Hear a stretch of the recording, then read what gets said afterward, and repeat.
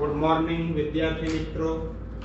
આજે ફરી પાછું આપણે SY B Com corporate account paper set page number 15 question number 4a valuation of goodwill. ધ્યાન રાખજો, એક્ઝામ્પલ ફરી ઇમ્પોર્ટન્ટ ક્વેશ્ચન છે.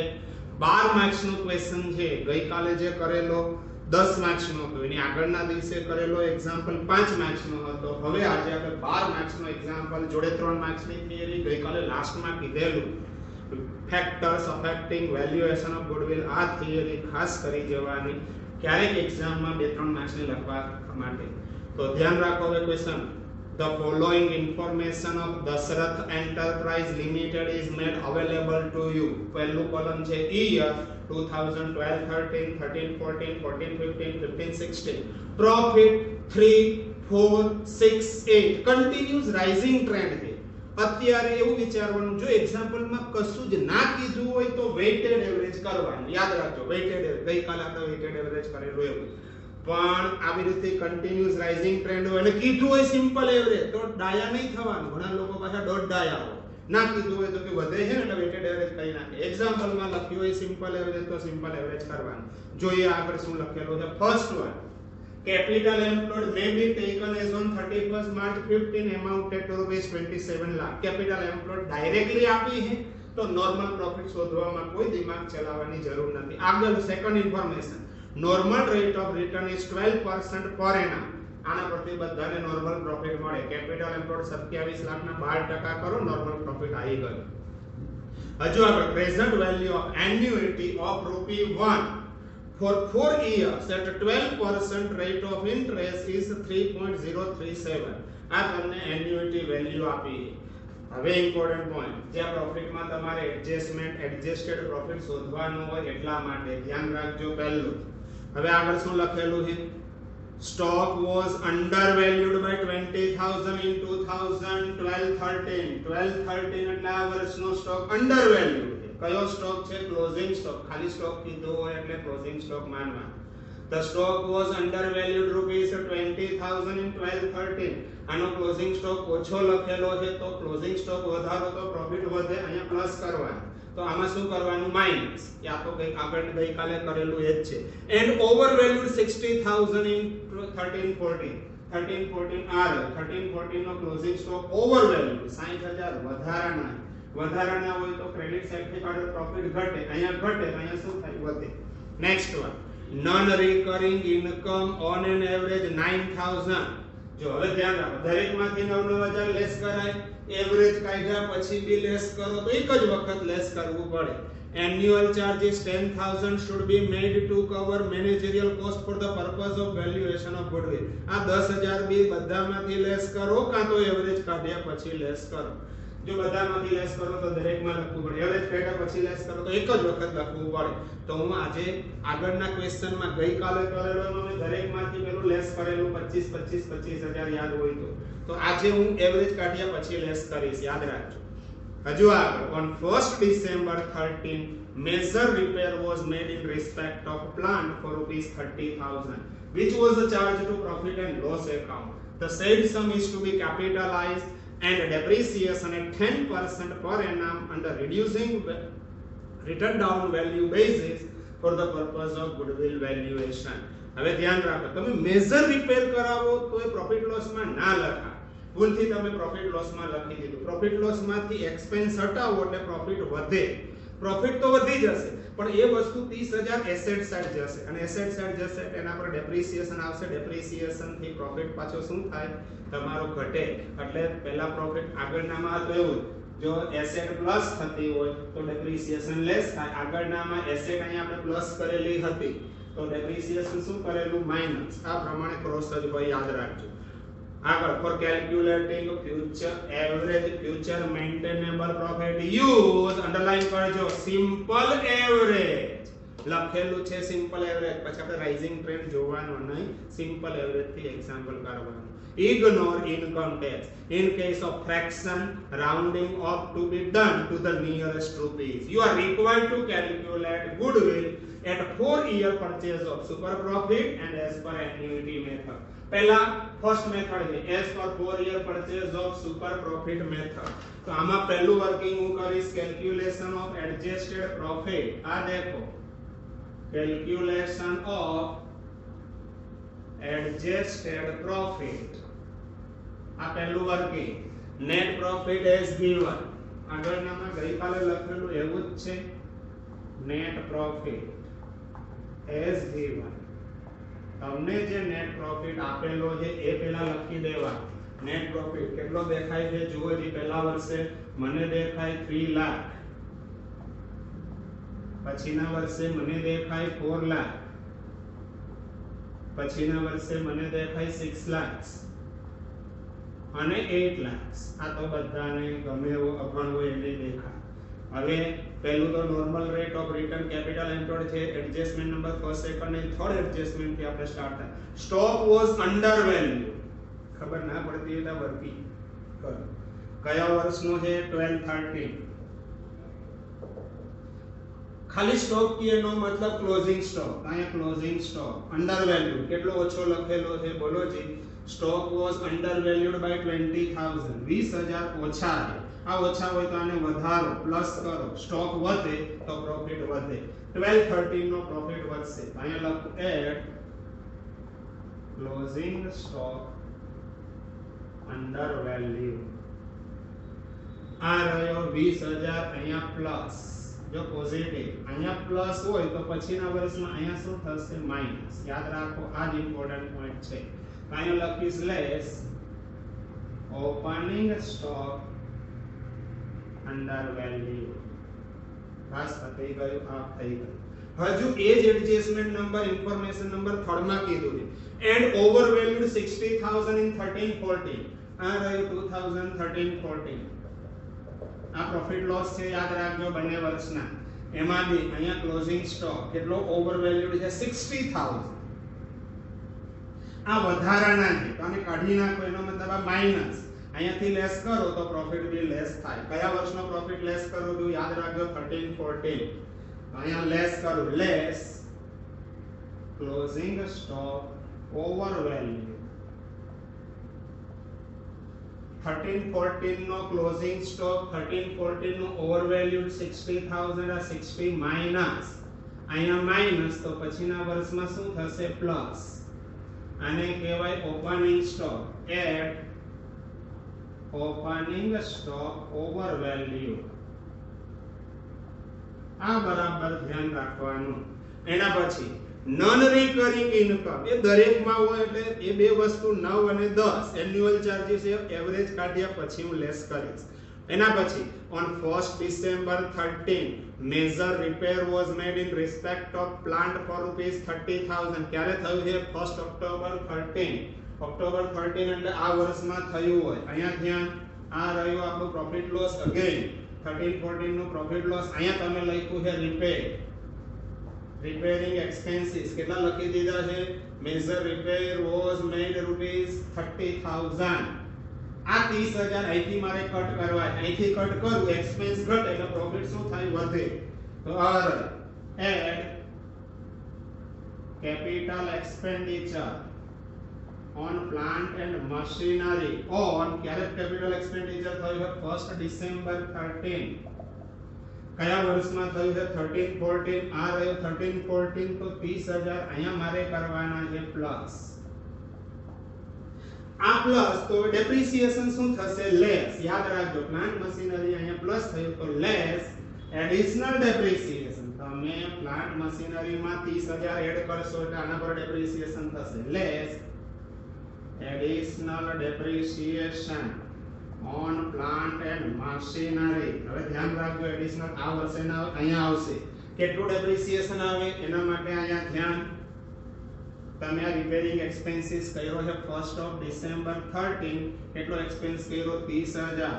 એના પર ડેપ્રિસિએશન નો રેટ મને દેખાય છે ડેપ્રિસિએશન એટ 10% અને કયા પહેલા વર્ષે જે દિવસે એક્સપેન્સ કરો ત્યારથી 31st March 14 यानी કે 4 મહિનાનું થશે। આના 10% 3000 4 મહિનાનું 1000 થાય એટલે 29000। પછીના વર્ષે 10% WDV છે 2900 એટલે થઈ જશે 26,100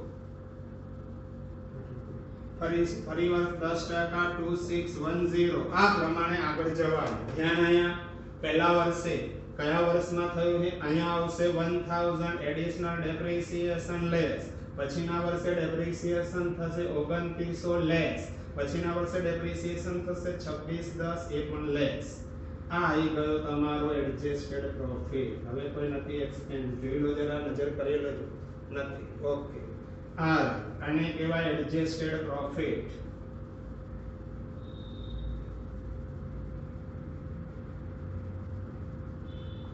એડજસ્ટેડ પ્રોફિટ 3 માં 20 એડ કરો એટલે થયા 320 હવે અહીંયા ધ્યાન રાખો લેસ કરવાના છે અને એડ બી છે કેલ્ક્યુલેટર લઈએ કરીએ કોઈ ભૂલ ના પડે મિત્ર આ બે 60 ને 80000 લેસ એટલે 320 350 349 ઓકે ફરીથી 4 માંથી 80 ગયા એટલે 3,20,000 30 એડ કરો 350 એક ગયા 349 આમાં 660 માંથી 660 માઈનસ 2900 એટલે થશે 6,57,100 અને છેલ્લા વર્ષે 8 લાખ છે ટોટલ માઈનસ 2610 એટલે આવશે 7,97,390 હવે અહીંયા ધ્યાન average profit is equal to total profit divided by number of years तो total profit पहला वर्ष से मैंने देखा है 320 plus 349 plus 657 100 and plus 797 390 divided by 4 तो अब બધા પ્લસ કરી દે પ્લસ આ this plus 657 100 plus 349 000 અને પ્લસ 320 એટલે થશે r અને નીચે લખો છું 21 23 490 divided by 4 અને divided by 4 કરીએ એટલે એવરેજ પ્રોફિટ આવી ગયો રાઉન્ડ ઓફ કરી દેવાનો છે 5,30,873 આ આવી ગયો એવરેજ પ્રોફિટ હજુ એમાંથી calculation of future maintainable profit average future maintainable profit और average profit तो आई गयो છે આપણને 5,30,873 એમાંથી લેસ બે વસ્તુ મેં કીધું ને એવરેજ કાઢ્યા પછી લેસ કરવાની એવી બે છે એ રહ્યું fourth adjustment non recurring income એમાં પહેલું જે છે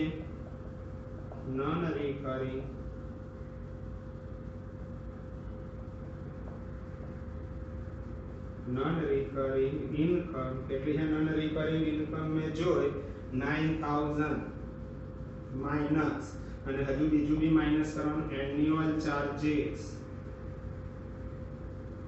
આ રહ્યું એન્યુઅલ ચાર્जेस મેં જોયું કેટલું છે 10,000 એ પણ માઈનસ 10 એનો મતલબ આને કહેવાય ફ્યુચર એવરેજ ફ્યુચર મેન્ટેનેબલ પ્રોફિટ આવશે માઈનસ કરી દઈએ આમાંથી માઈનસ 19,000 એટલે આવશે 5,11,873 હવે અહીંયા ધ્યાન આ વર્કિંગ ઉડાઈ દઉં છું કારણ કે જગ્યા આટલામાં આપણે પૂરું કરવાનું છે એટલે હવે અહીંથી આગળ બી portion calculation of normal profit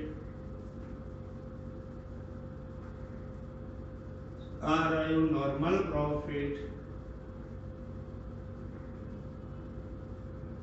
is equal to capital employed into NRR, normal rate of return upon 100. મને એક્ઝામ્પલ માં કેપિટલ એમ્પ્લોયડ દેખાઈ રહ્યા છે 27 lakh into NRR, normal rate of return આપ્યું છે 12%. value 12 upon 100 is equal to rupees 27 lakh into 12%, 3,24,000. આ થઈ ગયો તમારો નોર્મલ પ્રોફિટ. હજુ એના પછી super profit.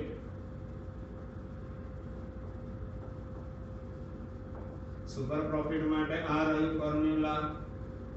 Super profit is equal to average future maintainable profit minus normal profit. આ રહ્યો average future maintainable profit 5,11,873 minus 324. આમાંથી 324 લેસ કરી નાખો minus 5,11,873. તો સુપર પ્રોફિટ આવ્યો. therefore SP is equal to rupees 1,87,873. હવે 4C પછી D, goodwill. calculation of goodwill. આ પહેલી મેથડ છે, યાદ રાખજો. હજુ RI goodwill is equal to super profit into number of years of purchase. મને દેખાય એક્ઝામ્પલ માં સુપર પ્રોફિટ 187,873 into કેટલા વર્ષ લખ્યા છે ઉપર નીચે છે 4 year purchase of super profit તો into 4 અને મલ્ટીપ્લાય કરો 4 તો આવી જશે. therefore goodwill is equal to 7,51,492. આ પહેલી મેથડ પૂરી થઈ. અહીંયાથી સ્ટાર્ટ કરીએ છીએ second method. as per annuity method, એવું કે મેં વાંચેલું એ રહી as per annuity method.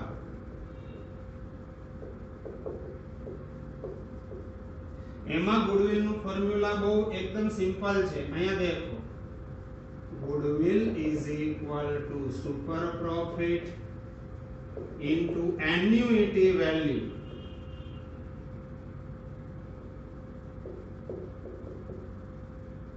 Super profit તો આપણી જોડે છે જ 1,87,873 into annuity value મેં એક્ઝામ્પલ માં જોઈ 3.037. તો મલ્ટીપ્લાય કરો 1,87,873 into 3.037 એટલે આવશે. therefore goodwill is equal to rupees 5,70,570. 570 આ થઈ ગઈ તમારી ગુડવિલ. આ એક્ઝામ્પલ તમારો 12 માર્ક્સ નો પૂરો થયો. આ પ્રમાણે લખો એટલે તમને 12 માંથી 12 માર્ક્સ આવે. કમ્પ્લીટલી જુઓ, આ જ પ્રમાણે એક્ઝામમાં લખાવવું જોઈએ. આના પછી જે એક્ઝામ્પલ હશે એ હવે પછી ફરી પાછું આપણે નેક્સ્ટ લેક્ચરમાં કરીશું. અત્યારે નેક્સ્ટ લેક્ચર સુધી તમે ફરી પાછા આરામ કરો. ઘરે આ જ એક્ઝામ્પલ 2 વખત ફરી કરી દેશો. Okay, good bye. ફરી મળીશું નેક્સ્ટ લેક્ચરમાં.